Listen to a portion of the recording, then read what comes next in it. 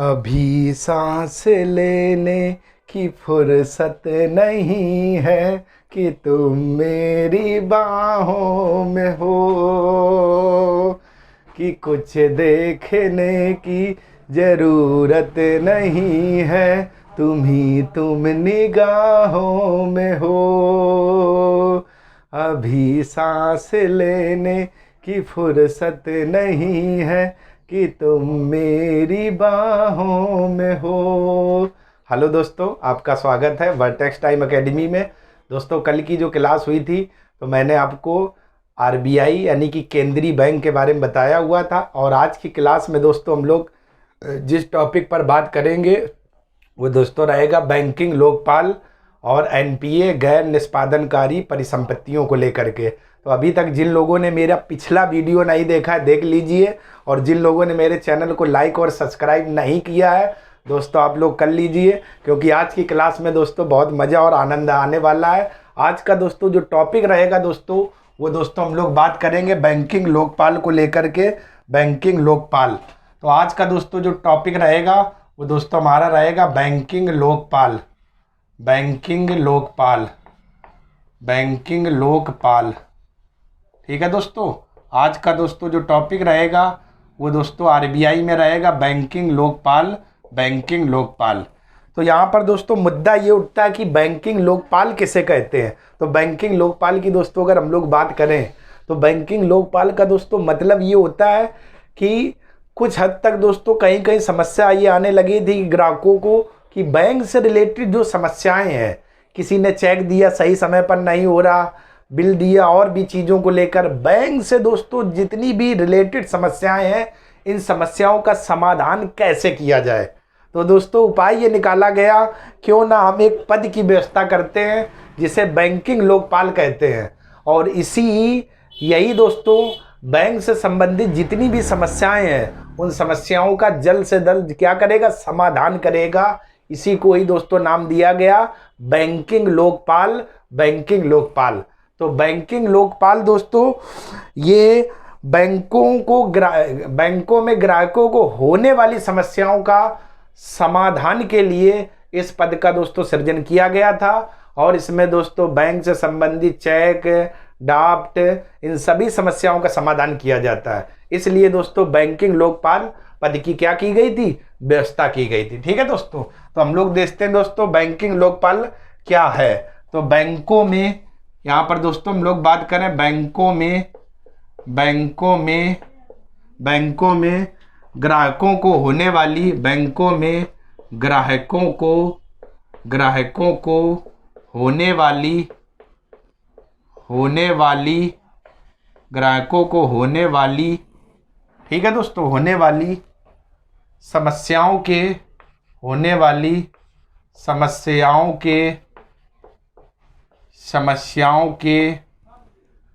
समाधान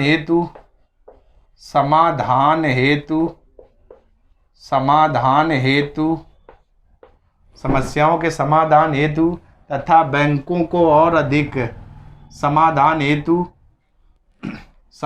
हेतु जून 1995 में बैंकिंग लोकपाल योजना की शुरुआत की गई। बैंकिंग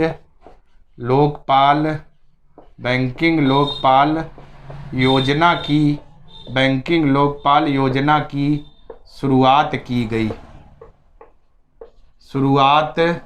गई। ठीक है दोस्तों, बैंकिंग लोकपाल योजना की क्या की गई, शुरुआत की गई। ठीक, तो यानी बैंकों में ग्राहकों को जो समस्याएं दोस्तों होती थी उनके समाधान के लिए अगर हम लोग बात करें तो ये तारीख दोस्तों कब की है, जून 1995 में किसकी व्यवस्था की गई, बैंकिंग लोकपाल योजना की दोस्तों क्या शुरुआत की गई। ठीक है दोस्तों, और दोस्तों शुरुआत की गई यह योजना आरबीआई के अंतर्गत संचालित होती है। यह योजना आरबीआई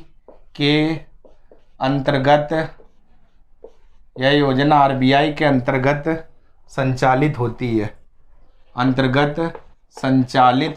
है।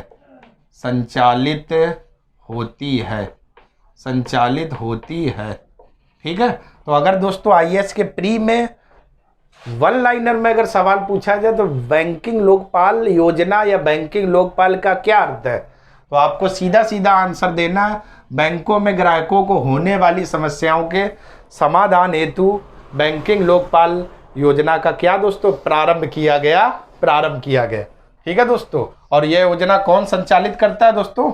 आरबीआई करता है। इसमें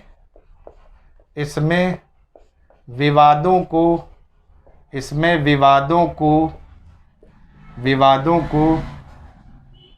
को शीघ्र तथा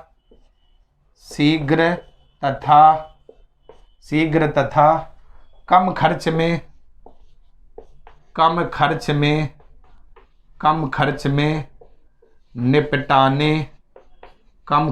निपटाने की कानूनी शक्तियों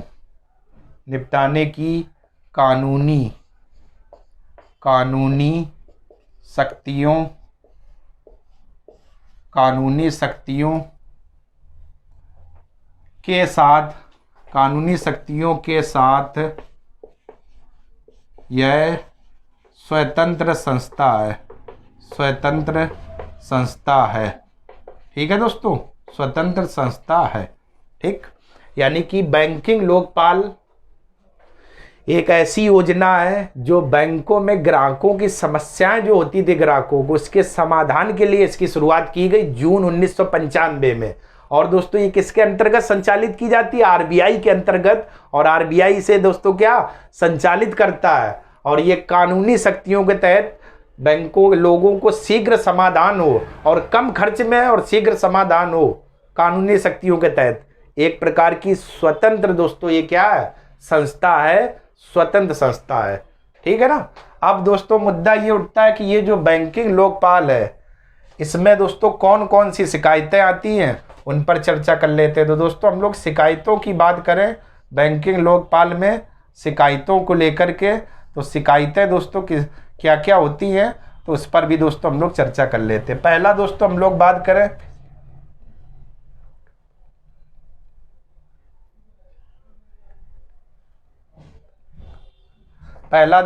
शिकायत की बात करें, जैसे चेक, बिल और ड्राफ्ट। चेक, बिल और ड्राफ्ट। ठीक है, चेक, बिल और ड्राफ्ट, चेक, बिल और ड्राफ्ट आदि का भुगतान ना करना, आदि का भुगतान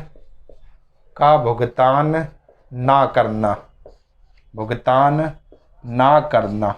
एक तो दोस्तों इस प्रकार की अगर कोई शिकायत होगी, जैसे चेक हो गए, बिल हो गए, ड्राफ्ट हो गए, अगर इनका भुगतान दोस्तों समय पर नहीं किया जाता है तो इन सभी शिकायतों के समस्या के लिए इस पद की दोस्तों क्या की गई थी? व्यवस्था की गई थी। ठीक है दोस्तों। तो दोस्तों आप लोग एक काम करिए दोस्तों, ये ऊपर का हिस्सा स्क्रीनशॉट ले लीजिए, क्योंकि इसी के ऊपर मैं यहाँ पर लिखूंगा ताकि आपको अच्छे से समझ में आ जाए क्या क्या व्यवस्था है। ठीक है दोस्तों, तो आप लोग दोस्तों स्क्रीनशॉट ले ले इतने का। ठीक है दोस्तों, स्क्रीनशॉट ले लो। चलिए दोस्तों स्क्रीनशॉट ले लिया होगा, क्योंकि अब मैं यहाँ पर लिखूंगा दोस्तों शिकायतें और भी, तो हो सकता है नीचे आपको दिखे ना कहो, इसलिए दोस्तों आप लोग अच्छे से लिखते रहिए और अपने नोट्स बनाते रहिए, और क्लास का दोस्तों जो आनंद आएगा वो आपको अच्छे से सब कुछ मिल जाएगा, कोई भी समस्या नहीं आएगी दोस्तों। और मैं वादा करता हूँ कोई भी पॉइंट आपका छोड़ूंगा नहीं, जहाँ से क्वेश्चन आईएएस के एग्जाम में पूछे गए हैं दोस्तों। बस आप लोग दोस्तों साथ में रहिए और हमसे जुड़े रहिए दोस्तों। चैनल को लाइक और सब्सक्राइब भी दोस्तों करते रहिए, क्योंकि जब आप लाइक और सब्सक्राइब करेंगे तो हमारे जैसे दोस्तों टीचरों की हिम्मत बढ़ेगी, क्योंकि आप लोग मेरे लिए एक परिवार के तरीके से हैं दोस्तों। ठीक है ना। तो यहाँ पर दोस्तों हेडिंग पड़ी हुई थी शिकायतें क्या थी?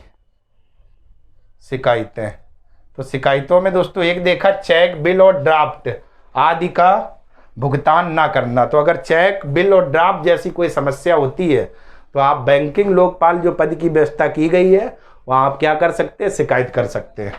इसके बाद दोस्तों हम लोग दूसरे अगर पॉइंट की बात करें तो दूसरा दोस्तों पॉइंट क्या रहेगा, इस पर भी बात कर लेते हैं।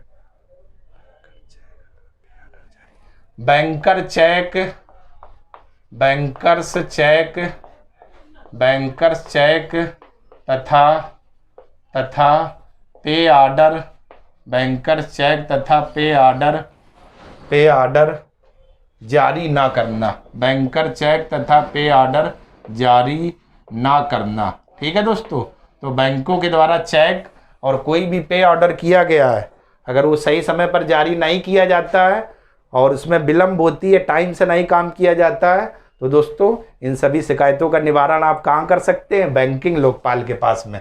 ठीक है। इसके बाद दोस्तों तीसरे अगर पॉइंट की हम लोग बात करें तो तीसरा दोस्तों जो हमारा पॉइंट रहेगा, ग्राहकों को बिना पूर्व सूचना दिए, बिना पूर्व सूचना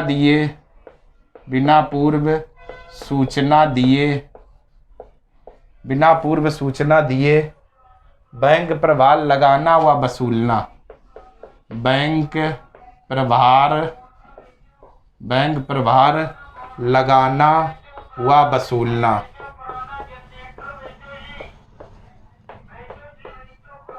बैंक प्रभार लगाना व वसूलना। ठीक है दोस्तों, तो अगर कोई भी दोस्तों ग्राहक है तो आप अपना जो भी इस पर बैंक प्रभार लगा रहे या वसूल रहे, जो भी वसूली कर रहे, तो आपकी जिम्मेदारी है दोस्तों ग्राहक को क्या दे, सूचना दे। ये नहीं आपने सूचना नहीं दी और पहुंच गए दोस्तों, बैंक प्रभार लगा दिया, वसूली कर रहे। ठीक है दोस्तों, तो सूचना देना चाहिए। एक ये भी दोस्तों आपका आ जाएगा शिकायतों में।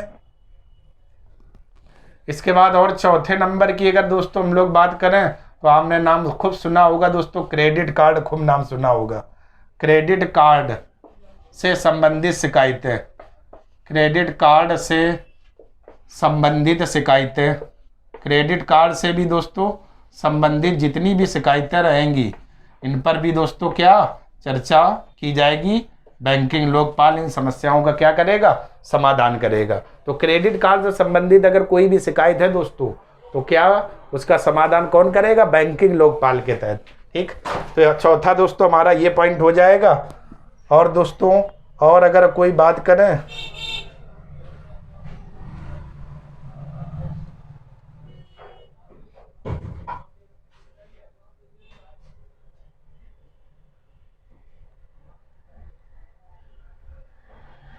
इसके बाद दोस्तों और 5वें नंबर की बात करें तो 5वें नंबर का दोस्तों जो पॉइंट रहेगा वो रहेगा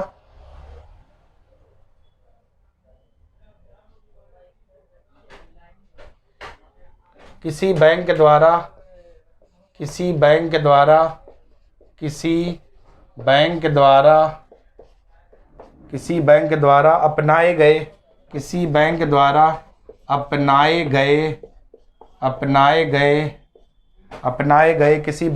अपनाए गए उचित व्यवहार कोड का पालन न करना, उचित व्यवहार कोड का पालन न करना, उचित व्यवहार कोड का पालन ना करना। ठीक है दोस्तों, तो ये आपकी जो जितनी भी शिकायतें हैं ये किसके द्वारा दोस्तों सुनी जाएंगी, बैंकिंग लोकपाल के द्वारा। बैंकिंग पहली क्या थी, चेक से संबंधित कोई समस्या, बिल और ड्राफ्ट आदि का भुगतान अगर सही समय पर नहीं किया जाता है। दूसरा बैंकर चेक तथा पे ऑर्डर, इनको दोस्तों सही से नहीं जारी किया जाता। तीसरा ग्राहकों को बिना पूर्व सूचना दिए बैंक प्रभार लगाना या वसूली करना और सूचना नहीं दी है और वसूली करने जा रहे हैं। चौथा क्रेडिट कार्ड से संबंधित अगर कोई शिकायत है तो इन पर भी दोस्तों समस्या का समाधान और किसी बैंक द्वारा अपनाए गए उचित व्यवहार कोड का अगर पालन नहीं किया जा रहा तो उसका भी दोस्तों क्या समाधान होगा। और इन सभी समस्याओं या शिकायतों का समाधान कौन करेगा, banking Lokpal, banking Lokpal, banking Lokpal. Clear हो गया दोस्तों। तो चलिए दोस्तों आप लोग इतने का स्क्रीनशॉट ले लीजिए। फिर दोस्तों हम लोग बात करते हैं एनपीए या गैर निष्पादनकारी परिसंपत्तियां। ठीक है दोस्तों,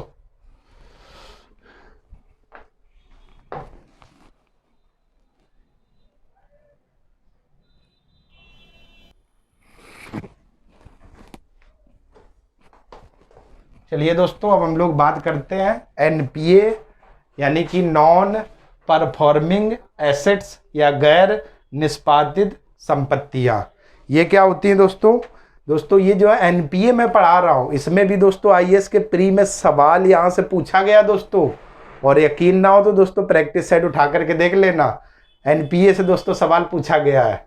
क्या होती है दोस्तों, जरा ध्यान से सुनना दोस्तों। ये एनपीए दोस्तों वह ऋण होता है जो शुरुआत में बैंक के द्वारा ग्राहकों को दे दिया गया, लेकिन कुछ समय बाद दोस्तों पता चला क्या कि अब वो ऋण वापस आना ही बंद हो गया है, या वो ऋण वापस नहीं मिलेगा और ना ही कभी आने की दोस्तों उम्मीद है। इन्हीं दोस्तों संपत्तियों को ही हम लोग क्या कहते हैं? गैर निष्पादित संपत्तियां, गैर निष्पादित संपत्तियां। ठीक है ना। गैर निष्पादित संपत्तियां वह ऋण है दोस्तों जो बैंकों को ग्राहकों को दिया गया, बैंकों के द्वारा ग्राहक को दिया गया, लेकिन कुछ समय अंतराल बाद वो ऋण दोस्तों वापस आना बंद हो गया या बैंक को नहीं दिया गया। ठीक है ना, और ना ही उसके लौटने की उम्मीद है।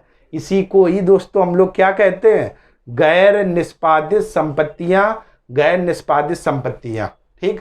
अब इसमें प्रॉब्लम ये थी दोस्तों, क्योंकि बैंकों ने तो ऋण दोस्तों ग्राहकों को दे दिया, अब जब बैंकों के पास ऋण नहीं आएगा तो दोस्तों बैंकों की इनकम रुक जाएगी। ठीक है, बैंकों का भार बढ़ता चला जाएगा। ठीक है ना। तो ऐसी संपत्तियां जो बैंकों के द्वारा ग्राहकों को दे दी गई हैं, लेकिन कुछ समय बाद उनका वापस आना बंद हो गया है, गैर निष्पादित संपत्तियां कहलाती हैं, गैर निष्पादित संपत्तियां कहलाती हैं। ठीक है दोस्तों, तो इसी की मैं यहाँ पर परिभाषा दोस्तों लिख रहा हूँ। गैर निष्पादित संपत्तियां किसे कहते हैं? गैर निष्पादित संपत्तियां, गैर निष्पादित संपत्तियां वे ऋण हैं, संपत्तियां वे ऋण हैं, वे ऋण हैं जो बैंकों द्वारा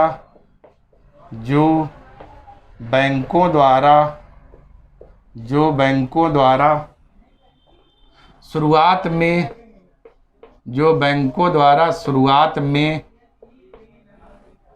में अपने ग्राहकों को दिए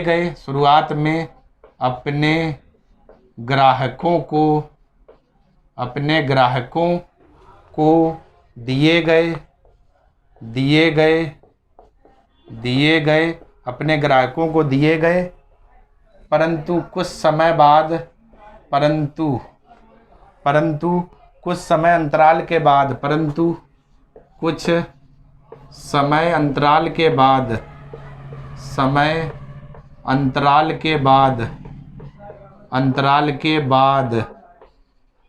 अंतराल के बाद इन ऋणों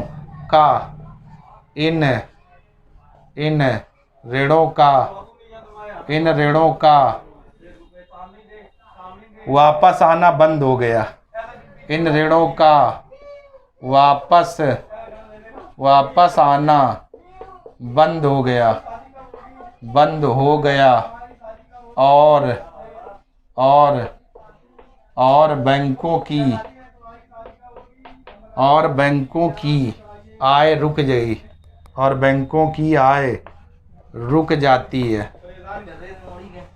जाती है।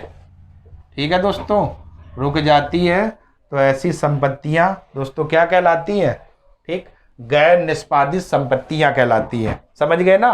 तो गैर निष्पादित संपत्तियां वे ऋण है जो शुरुआत में दोस्तों बैंकों के द्वारा ग्राहकों को दे दिया गया, लेकिन कुछ समय बाद पता चला कि इस ऋण का अब वापस आना दोस्तों बहुत मुश्किल है, जिस कारण से बैंकों की आय रुक जाती है। और जब आय रुक जाएगी तो यही दोस्तों संपत्तियां क्या कहलाएंगी? गैर निष्पादित संपत्तियां। और बैंकों का ऋण भी दोस्तों खतरे में पड़ जाता है। ठीक है ना। आय रुक जाती है और बैंकों का ऋण खतरे में पड़ जाता है, इसे हम लोग क्या कहते हैं? गैर निष्पादित संपत्तियां। यदि मूलधन भुगतान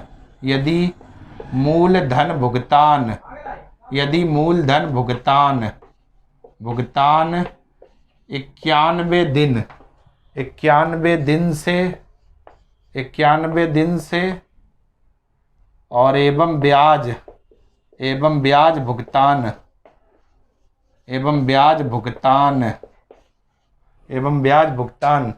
365 दिन से अधिक रोक दिया जाए, 365 दिन से अधिक रोक दिया जाए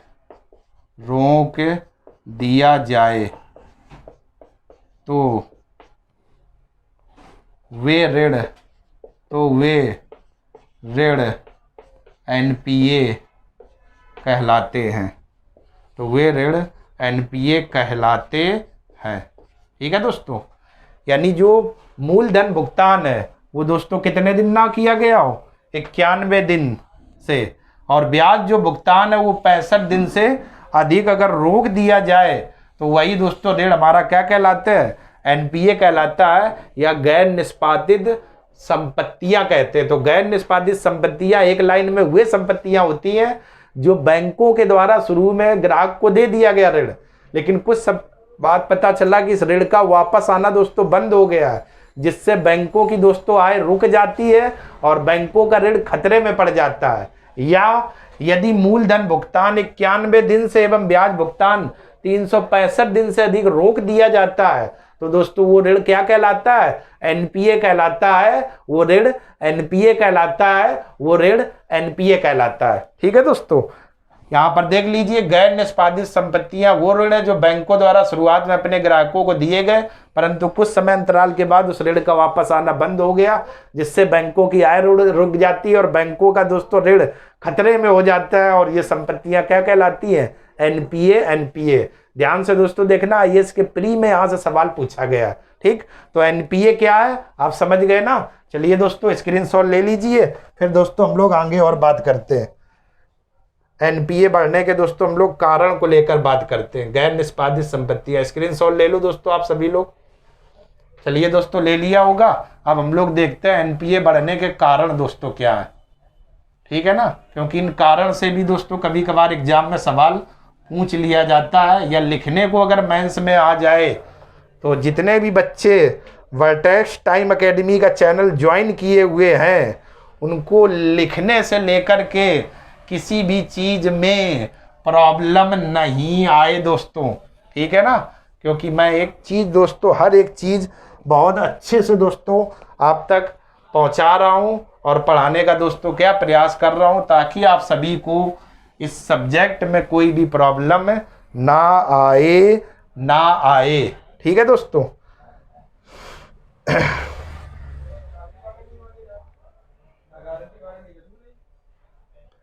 दोस्तों अब हम लोग देखते हैं एनपीए बढ़ने के कारण।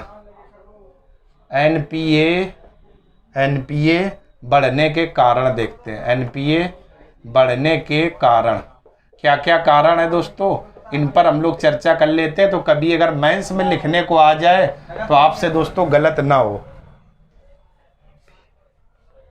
तो पहला दोस्तों क्या है, बाढ़ सूखा, बाढ़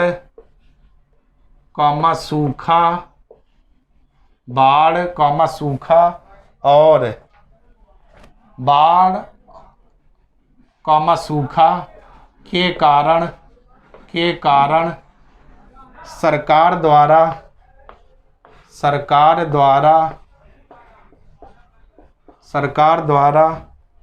ऋण माफ कर देना।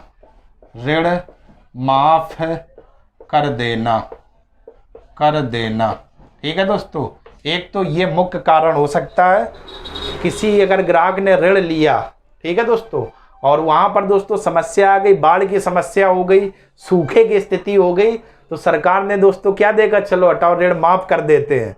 तो दोस्तों एक ये भी कारण बनेगा एनपीए बढ़ने में के कारण में से। आप देखिए यहाँ पर बाढ़, सूखा और कोई भी ऐसी समस्या है जिसके कारण सरकार के द्वारा ऋण को माफ कर दिया गया हो, ये भी दोस्तों एनपीए बढ़ने का एक कारण रहेगा। ठीक है दोस्तों। दूसरा दोस्तों अगर हम लोग बात करें बैंकों बैंकों द्वारा बैंकों द्वारा बैंकों द्वारा सही तरीके से सही तरीके से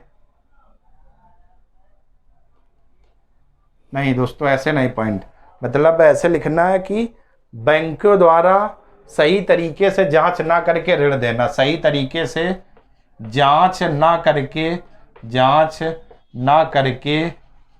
करके ऋण को देना, जांच ना करके ऋण को दे देना,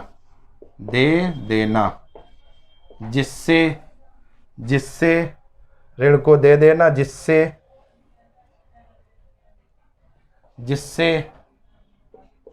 ऋण को दे देना, जिससे कई उद्योगपति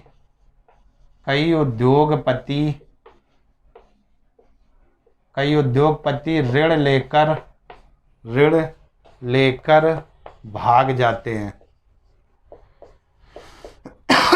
कई उद्योगपति ऋण लेकर भाग जाते हैं। ठीक है दोस्तों, तो एक दोस्तों ये भी एनपीए बढ़ने का कारण रहेगा कि बैंक अगर किसी को ऋण दे तो दोस्तों उसकी सही तरीके से अच्छे से डिटेल के साथ जांच करे। ये नहीं कि ऊपर सही तरीके से जांच ना करके, यानी जांच नहीं की, थोड़ा बहुत देखा और ऋण दे दिया दोस्तों। और आपने देखा होगा इस चक्कर में बहुत ऐसे बड़े बड़े उद्योगपति हैं जो ऋण लेकर के दोस्तों क्या भाग जाते हैं। तो एनपीए बढ़ने का दोस्तों एक कारण ये भी हो सकता है कि बैंक के द्वारा सही तरीके से जांच नहीं की जाती है, बस थोड़ा बहुत देखा, ऋण दे दिया और वो दोस्तों क्या भाग जाते हैं। तो एनपीए एक इससे भी बढ़ता है। ठीक है दोस्तों, इसके बाद दोस्तों और अगर बात करें तीसरे पॉइंट को लेकर के, और तीसरा दोस्तों पॉइंट क्या रहेगा,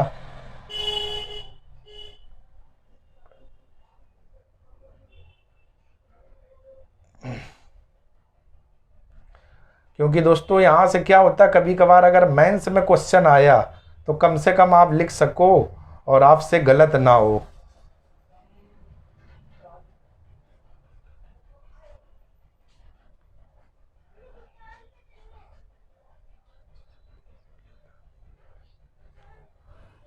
जिस विशेष उद्देश्य के लिए उधार दिया जाता है, जिस विशेष उद्देश्य के लिए उधार लिया जाता है,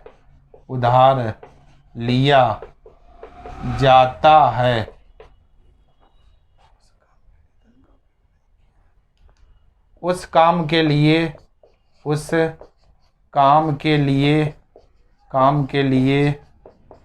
धन का उपयोग नहीं किया जाता,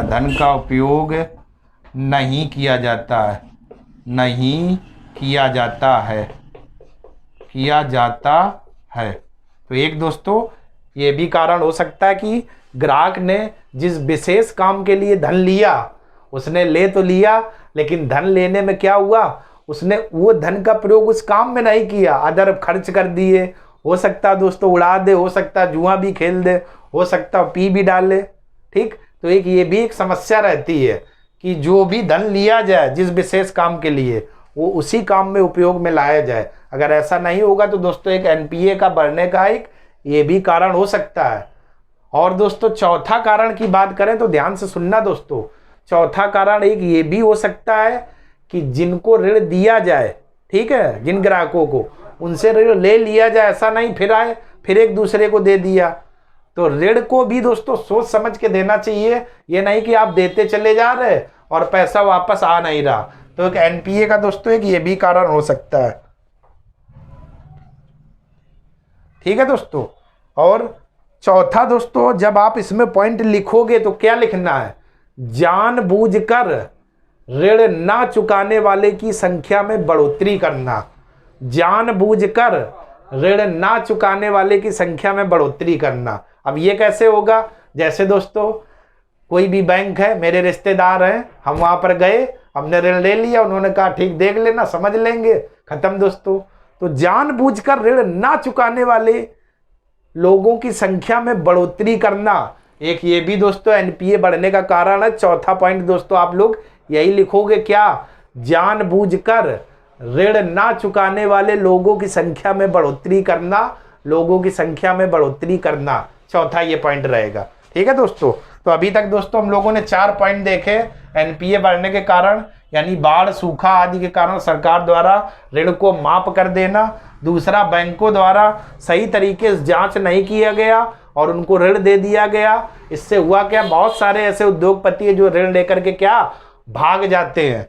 तीसरा, जिस विशेष उद्देश्य के लिए धन दोस्तों लिया गया उसमें काम में नहीं लगाया गया, अदर और फालतू चीजों में खर्च हो गया। और चौथा, जानबूझकर ऋण लेने वाले लोगों की संख्या में दोस्तों क्या वृद्धि करना, जो उस ऋण को चुकाने के काबिल नहीं है। तो जानबूझकर ऋण ना चुकाने वाले लोगों की संख्या में वृद्धि करना। तो ये दोस्तों 4 कारण हो गए। तो कभी भी अगर मेंस में दोस्तों लिखने को आए तो कम से कम कुछ चीजें आपको पता हो, वहां पर आप लिख सकें। ठीक है दोस्तों, तो ये दोस्तों आप लोगों ने देखा एनपीए क्या होता है और एनपीए बढ़ने के कारण क्या होते हैं। चलिए दोस्तों स्क्रीनशॉट आप लोग ले लेते का। तो चलिए दोस्तों आज की क्लास दोस्तों यहीं तक रखते हैं। हम लोगों ने 2 बिंदुओं पर चर्चा की, एक बैंकिंग लोकपाल और दूसरा दोस्तों एनपीए। कल की क्लास में दोस्तों हम लोग बात करेंगे एटीएम के कितने प्रकार होते हैं और दोस्तों आरबीआई से संबंधित प्रमुख समितियां, और इसके बाद दोस्तों हम लोग बात करेंगे बेसल मानक क्या होते हैं, और इसके बाद दोस्तों ये आपका आरबीआई जो चैप्टर है ये पूर्णतः अच्छे तरीके से समाप्त हो जाएगा। तो दोस्तों अगर वीडियो आपको पसंद आ रहा है तो धड़ाके से दोस्तों लाइक करें और एंजॉय के साथ दोस्तों पढ़ते रहिए। ठीक है दोस्तों, और चैनल को सब्सक्राइब लाइक भी करते रहिए ताकि दोस्तों मेरा हौसला बढ़े और मेरी ताकत बढ़े और मैं आप तक दोस्तों जबर से जबरदस्त क्लास दे सकूं। ठीक है दोस्तों, तो तब तक के लिए आप सभी लोगों का धन्यवाद। कल दोस्तों फिर एक नई क्लास में मिलते हैं। बाय बाय दोस्तों, टाटा। आपका दिन शुभ हो और उम्मीद करते हैं कि आपके माता पिता आप सभी लोग स्वस्थ होंगे। तब तक के लिए आप सभी लोगों का धन्यवाद दोस्तों।